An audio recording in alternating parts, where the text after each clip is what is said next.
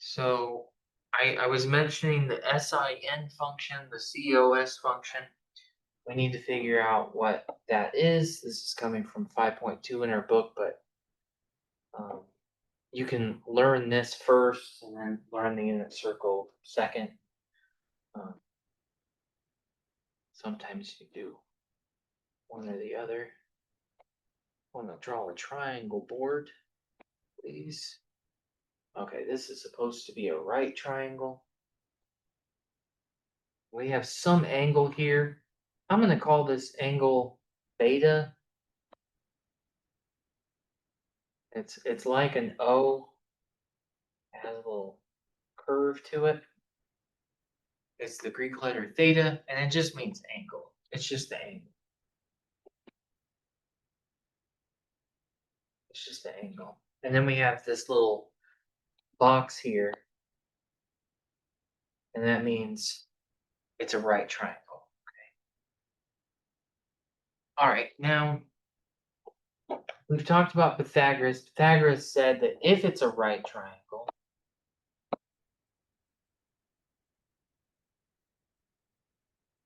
then a squared plus b squared equals c squared. So in general, this was a and this is b and this is c, and that's true. And the sum of the angles have to equal 180 degrees or pi. That's the deal. Okay. All right. Now, sometimes people don't call them A, B, or C. They say that this is the hypotenuse, this is the adjacent side, and this is the opposite side. It's very common for books or teachers to say that. I don't know why. I never really liked this method, but a lot of people do, so I'm going to teach it. Okay. I never really got along with this method, but a lot of people like it, so I'm going to teach it because a lot of students like it. All right, so we have some angle. We have the right angle there. All right, all of the angles add up to pi, and we have an adjacent side to the angle, we have the opposite side of the angle, and then we have the hypotenuse of the triangle. Okay. There's a thing called the sine function. The sine and the sine of theta is the opposite divided by the hypotenuse. It's defined as this. It's one of its definitions. For a right triangle, it's defined to be the opposite over the hypotenuse. Okay, this is the sine function.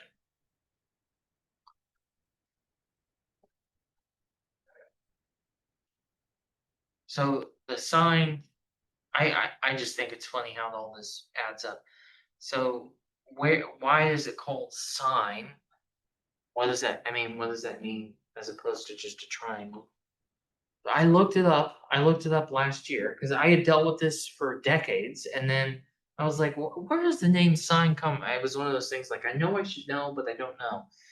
And I looked it up, and it's actually a mistranslation from one language to the other, to the other, to the other, to the other. And it was a word that was like close enough, meaning, well, meaning that. But the word sine came from sinus, which meant hollow, which was close enough to something else. And so actually it's kind of a nonsense word, which is kind of funny that all of this is based off of a nonsense word. So the sine function is just this. Okay.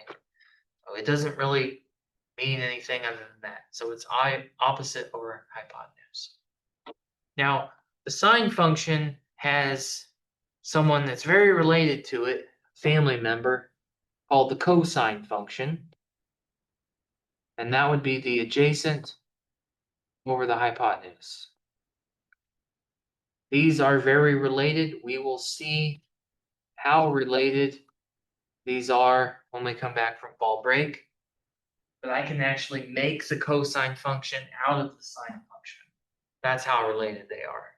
Okay, but right now we'll just say it's the adjacent over the hypotenuse. Okay, great. There's another thing called the tangent function. Or let's not even call it functions, because we're not in functions right now. It's a ratio. Say it's a ratio. The ratio of tangent for the angle theta is opposite over adjacent. So it's the height over the length right there. Opposite over adjacent. There's another thing called the cotangent.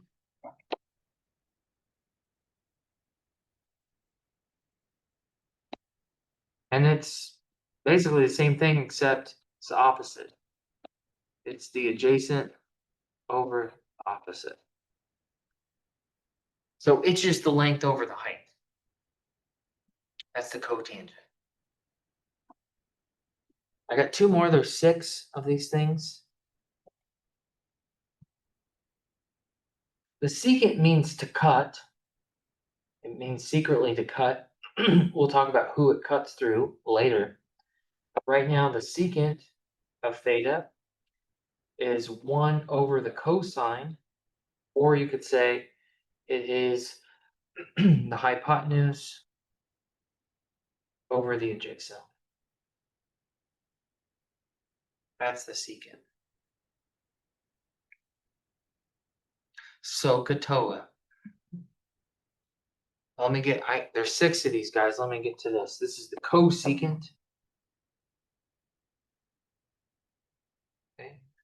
Cosecant theta is 1 over the sine function is hypotenuse over the opposite. Michael says we could think SOHCAHTOA. SOHCAHTOA.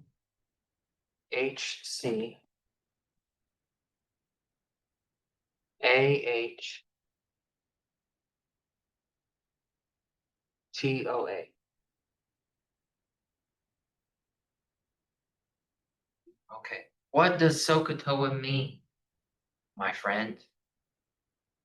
Is it sine is opposite over hypotenuse? Cosine is adjacent over hypotenuse? Tangent is opposite over adjacent.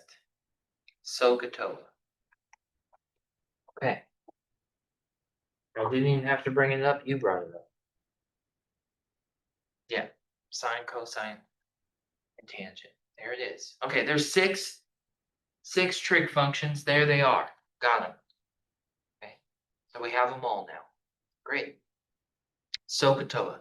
Opposite over hypotenuse. Cosine is adjacent over hypotenuse. Tangent is opposite over adjacent.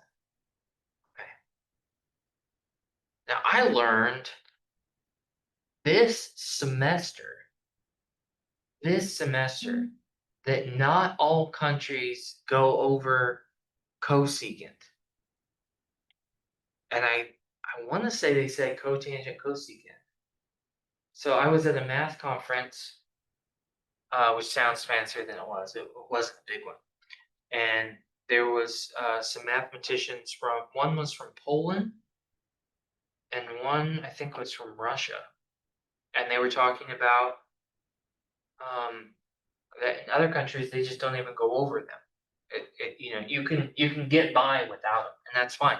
My calculator doesn't have them. Okay, so I don't have a cosecant button. I don't even have a secant button. Okay, I can find it, but it's not there. I do have sine. Sine you have to have. Okay, so the whole thing is built out of sine. Okay, everything. If you give me sine, I can actually make cosine. I'll prove that to you after fall break. So I have sine, I have cosine, and tangent. It's very convenient to have those. Other than that, I can get the others from those. If I have those 3, I can get the others. In fact, I claim if I have sine, I can actually get by with the others. Okay, I can make the others from sine. Okay, so that's what's going on. Right? Now, I don't like opposite over hypotenuse. I'm not even sure why. It just, for some reason, didn't click with me. It didn't make sense to me when it was taught to me. So if you're okay, I'm going to go over this all over again, and I'm just going to use A, B, and C, because for some reason that when I learned it, it made more sense. And just in case you happen to be in that camp, we can be in that camp together. So I had to learn the other way, the adjacent opposite hypotenuse way, because I started teaching and students were like, well, I like this way. I thought, uh-oh, I don't. Let's just call it A, B, and C. Okay. For some reason, this just clicked with me. I don't know why. When I was in trig, this just made more sense. So this is how I learned it. So the sine of theta is just, let's hope I don't write it down wrong. B over C. Cosine is A over C. Tangent is B over A. And then the cotangent is flipped upside down. Secant is 1 over the cosine, so it's C over A. And the cosecant is 1 over the sine, so it's C over B. Same thing. A squared plus B squared equals C squared. Okay. Now, that's how I know it. And then there's all kinds of other ways that people talk about. Okay. So sometimes they don't like this. Sometimes they say, well, that's not a C, and that's not an A, and that's not a B. You should call it an R, an X, and a Y. And I guess you can do that too. Right? And for all A's, you have X. For all Y's, you have, or I'm sorry, all B's you switch with Y, and all C's you switch with R. Okay. These are all meaning the same thing. It's all the same ratio, but different reasons for different things. The X and the Y is probably beneficial for us to have because we're going to talk a lot about X and Y, especially when we get algebraic with all this stuff. This would be X over R. This would be Y over X. And this would be X over Y. This would be 1 over cosine R over X. And this would be R over Y.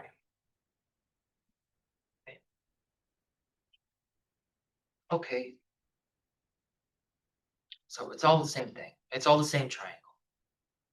Fine. No problem. All right. From there, we could get into what about the other angle? I don't think there's any homework problems that talk about that. But it's a big problem when you do. If you start going over this angle, then you have to rearrange all of your trig functions to be able to give you an answer for that. That's a huge issue. Maybe I'll write it down for you.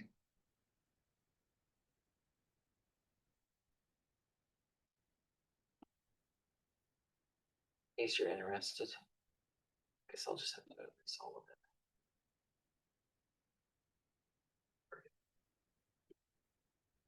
So the sine of this guy is the opposite. Okay. And I don't think there's a single homework question that asks this, but just in case, the sine is now the x. If you want to do this angle, you have to flip it. Cosine of top angle is now y. Tangent, this angle is now x over y. Cotangent of this angle is y over x. The secant of this angle is now r over y. The cosecant is now r over x. I don't think there's any questions on the homework which asked you to figure out that angle, but just in case, there it is. Just in case. We might look at the homework together before the end of class. All right, so that's the introduction to the 6 trig functions. The most important one is ones we went over. Most students prefer the adjacent, opposite hypotenuse, so that's why I go over it.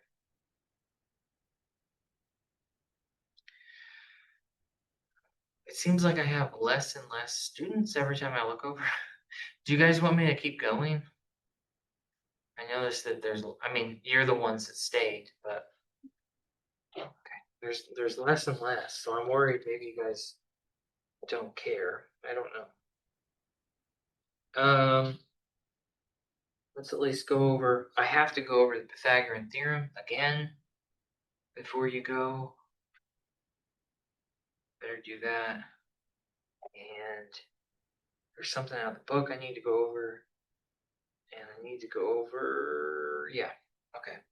So I'm gonna talk about Pythagoras again.